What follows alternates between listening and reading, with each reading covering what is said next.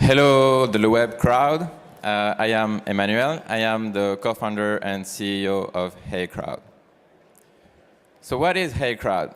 HeyCrowd is a social polling application that lets you ask the crowd a question and get feedback in real time. So basically, if you're the kind of person that gets curious about things and always wonder what other people think, well, you can scratch your head and wonder, or you can simply ask the question on HeyCrowd. So what we think is that there is a problem right now with opinion polls, and mainly a problem of reputation, because people see opinion polls only on two rare occasions. The first is when you have a presidential election, and you see polls, every day in the news, and they turn out to be wrong on the election date anyway. And you also have like marketing people who would call you at home or stop you in the streets to ask you 60 questions about a new soda. Soda, really? But as Steve Jobs said, do you want to sell sugar water for the rest of your life? Or do you want to change the world? So we want to change the world. But for that, we first need a good product. So we need to do a good live demo. So I'm happy to present you with our iPhone app. So you see, the UI is right after you open the iPhone app, you are presented with a question. Here the question is, if the iPhone disappeared, what would you get? So for me, it would be Android. So I can vote Android. And then you can see all the results from other people. If you keep touching the app, you are going to be presented with another question. And you can vote and see the results. So as you see, it flows naturally. So I don't know if anyone here has ever tried cocaine. Well, this is even more addictive than cocaine, and it's sweeter too. So it's really crazy. Our users are answering, on average, about 300 questions. It's insanely addictive. And you can, as you see, all the questions are generated by our users. So you can also ask a question and just type your question here, if you type it here. And then if you type other answers, I'm not going to do it now, and then you can target the right crowd for your questions.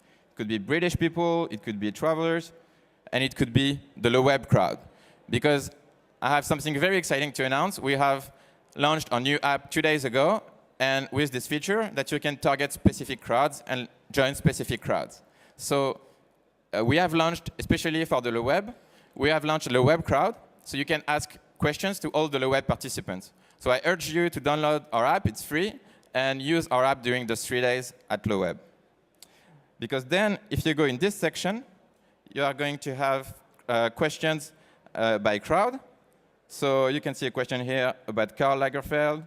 And for example, this one, what is your favorite Angry Bird? And then you can, for me, definitely the black one, right? All right. And so this is basically how the product works. And we have collected more than 8,000 questions and more than 1.6 million votes to date. We have active communities in Brazil, in France, and in the US. So you might wonder, why is it useful? Well, let me tell you a story. I have a friend in New York, and she's opening a restaurant in Brooklyn. And she had tons of questions about what name she should use, what prices she should choose, and other kind of questions about her street and stuff. And she's asking me all those questions. And I'm like, I can't answer you. I'm Parisian. So I know Parisians generally know everything, but on this particular topic, I cannot help you. So you should ask Brooklyn. And so she could open the app, ask a question, and target the Brooklyn crowd, and get interesting feedback. So that's what we're all about. And I know in the room, maybe there are a lot of entrepreneurs and people who have launched product. So this is very useful if you want to do quick market research, like asking things about your target audience, or testing a name or logo. this is what you can use. And I have a challenge for you. If you want to ask a question and get 100 answers by tomorrow, it's going to be very difficult. You can ask it on Facebook or Twitter, but it's going to be only about your personal network. Or you can pay a survey company a lot of money, and it will cost you also a lot of time. So the solution, and this is exactly what our value proposition is and what our business model is that you can ask the question on HeyCrowd and get quick market research in real time with a lot of data. So is there more to that? Sure. It's not just about business or about fun. We think the data that we collect can be very useful in a lot of fields, including political science, freedom of opinion in emerging countries. It could be health data. It could be social science. There are a lot of applications. So to conclude, I really hope that you are going to download the HeyCrowd app right now. If I see it's already done for some of you, and that you are going to ask questions during LeWeb and make it very active. Thank you. Thank you. So I'm going to ask you to stay right here and use this microphone for the Q&A. And Sheila, let you start. I really like the crowdsourcing kind of concept and getting community to participate. But as you move into applications, specifically business sector or politics, there has to be underlying statistical significance to the data. I didn't hear so much about what's being built for that to make sure that the business model is sound underneath it. Sure, it's a very important point. So I am myself a statistician. I studied statistics and applied mathematics. And it's definitely something that I am really excited about. But I think it's also requires a lot of innovation. So for example, before you would use data like from the national census to try to make it representative. And I think in the future, you might want to use like Facebook data. You might want to use other kinds of data that are out there and that can help you make a representative sample. And that's what we are also working out in parallel. Okay. Rodrigo. I saw you pitch yesterday already. Okay. I love the design. It's very clean. My key question from yesterday again is, what would prevent SurveyMonkey or any other to just copy you? Well, the thing is that SurveyMonkey and all these kind of tools are mainly about the tool. It's mainly about the technology. And for us, it's not just the tool. We also bring a community to that tool. And I think having a social consumer product requires different skills, different features in the product that makes it compelling for users and fun. And SurveyMonkey is mainly more professional. Okay. Sherry. Your business model is your restaurant owner in Brooklyn will pay you a fee. Is that right? Well, we want to keep like a free feature for people to be able to ask a question and get just small feedback. But what we can do for businesses in the future is first they can have better reach and they can have better data. So we can make better reporting with analytics and just show the data by different criteria, and that's what we're going to make pay for. And what's your strategy for acquiring sufficient number of restaurant owners in different areas who want to ask questions? How do you get those? Well, I wouldn't say that our target market for clients is mainly local businesses and retail. I think it's also big companies, medium companies. It's anyone. And I think our strategy will be to. So first of all, for big companies, we already have questions about them on the app.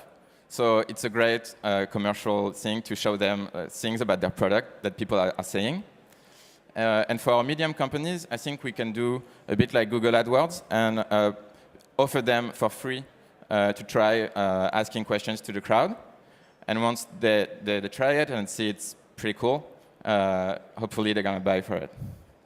Along those lines, what's your strategy for acquiring the communities? If that's going to be a differentiator for you, how are you going to do that?